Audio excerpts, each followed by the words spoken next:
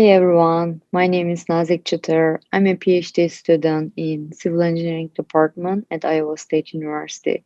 I'm majoring in Intelligent Infrastructure Engineering and Structural Engineering. Also, I'm a Vice President of Graduate Society of Women Engineers organization. On behalf of GradSui, today I will talk about what permeable pavement is and where we use it, and I will conclude my presentation with a hands-on activity. First, let's start what pavement is. Pavement is an upper part of the roadway. It's a hard surface or road surface that is installed for the sake of sustaining vehicle or foot traffic. It's composed of several layers to make roads, parking lots, and driveways. These layers are called subgrade layer at the bottom of pavement, which is existing soil, subbase or base layer, which is constructed at the top of the existing soil, and it can be gravel, and surface layer that we walk and drive on it. The main function of these layers is to distribute the traffic loads to the existing soil. Because of that, the road pavements are playing a significant role in the pavement constructions. Basically, all hard surface pavement types can be categorized into two groups, concrete and asphalt. Concrete pavements are those which are surfaced with concrete materials, and asphalt pavements with asphalt materials. So there might be other types of pavements constructed with different materials such as stone, bricks, tiles, even sometimes wood. But what about permeable pavements? Are they one of the pavement types among all above? So now let's look at what permeable pavement is. Permeable pavement systems are the alternatives to the traditional concrete and asphalt pavements that allow the rain that falls onto the surface of the material to pass through and infiltrate into the ground below. The natural surfaces such as grass, earth, or sand can absorb some of the rainwater. We call these areas as permeable. For pavement materials, porous concrete and porous asphalt can be used to absorb water during raining. So you will see here how permeable pavement systems work. We told that natural ground can absorb water like a sponge or a paper towel. So how about pavement? Can pavement absorb water like a sponge? So not exactly. So we call the paved areas as impermeable areas or not able to absorb water. So rainwater usually runs off areas that are impermeable into the areas that are permeable, like grass or a river or into a drain. So if no place exists for the water to run, then it forms a puddle and it sits there until it dries up or evaporates, as you see at the left pavement system. So traditional pavements will collect stormwater. Instead, permeable pavers have a porous surface that naturally mimics and recreates the way the ground reacts to the rainwater. Also, they may have open cells that are filled with gravel or grass and are designed to let water enter into their surfaces and absorb into the ground beneath. There might be some semi-permeable materials that is like acting half permeable material. So overall, permeable pavements have a lot of benefits on reducing stormwater runoffs, increasing groundwater infiltration, providing local flood control, and reducing soil erosion, and also reducing the need for salt and sand use during the winter due to the little or no black ice on it. Now we have some ideas about permeable pavements. Let's talk about rivers right now. A river is a part of land that has water flowing in it at least some part of the year. So a river ecosystem is made of river, riparian area, and uplands. Besides the plants, fish, and bugs that live in the water, many plants, animals, and insects live in the riparian area of the river, which is the land along the sides of the river, as you see on the slide. And the riparian area absorbs the water and nutrients provided by the river. So you see here the rivers that have trees and plants along their riparian area, which is permeable. So now let's compare these rivers with those that have sidewalks and parking lots along their riparian area. So here we go. So this is how those riparian areas look like. Imagine a river after a huge storm.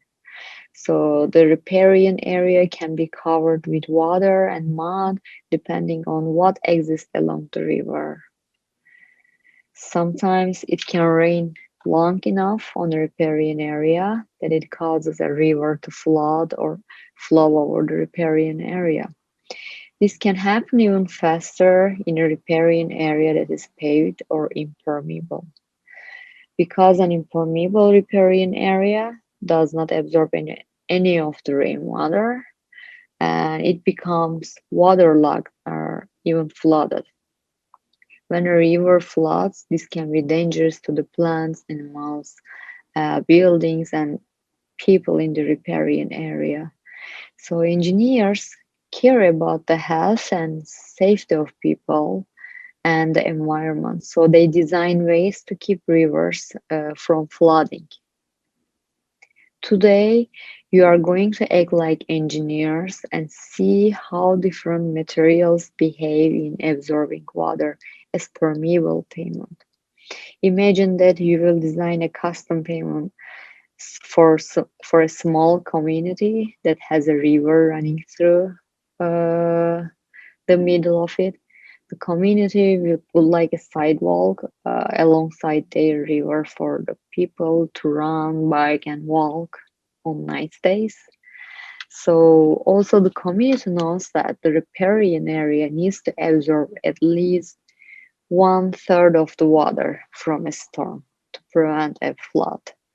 So think all of them and let's see which materials you might recommend to be used by engineers who are designing new pavement.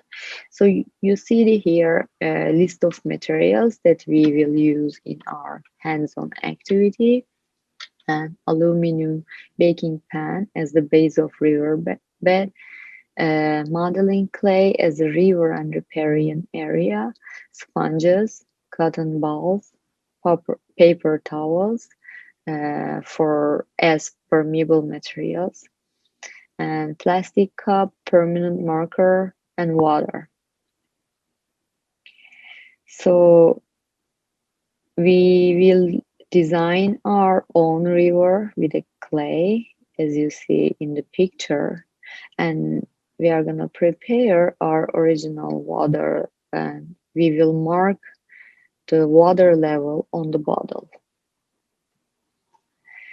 So first, without putting any impermeable materials, we are gonna pour our water all over the river.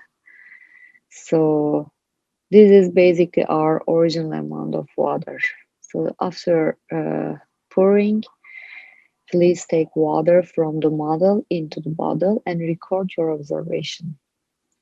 Right now, use some permeable material such as paper towel and repeat the whole process.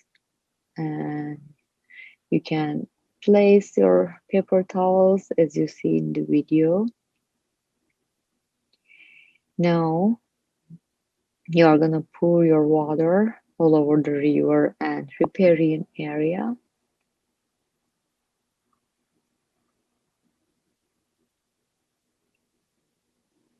After that, you have to pour water from the model into the bottle again and record your water level. So as you see here, original amount of water and after using paper towel. So that means paper towel absorbed that much water. Let's use cotton right now and we can repeat the process. Uh, you can place your cottons on the river riparian area as you see in the video.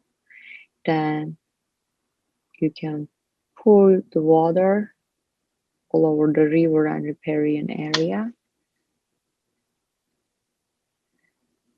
After you are done with this process, you have to take your water from the model into the bottle.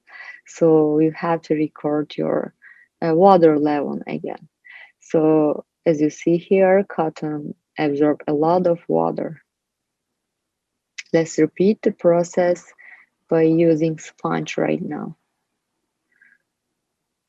You can cut your sponges and place on the riparian area as you see. And pour water again all over the river and riparian area. After it's done, again record your water level and mark it on the bottle. So at the end, those are what we found from our activity. So which material works best at absorbing water? Cotton is the best material for absorbing water, right? So think about what would happen if you used wet sponges or if you use thicker paper towel. Well, also different materials cost different amounts. So let's say sponge is the most expensive material, paper towel is the cheapest, and cotton is the moderate expensive. So would that change your thought which material should be used for pavement? So these are the sorts of factors that engineers must think about when designing something for a community. It's called engineering optimization. So thanks for watching and listening to me today. If you have any questions, you can reach me out with my email that I have left at the cover page. Thanks.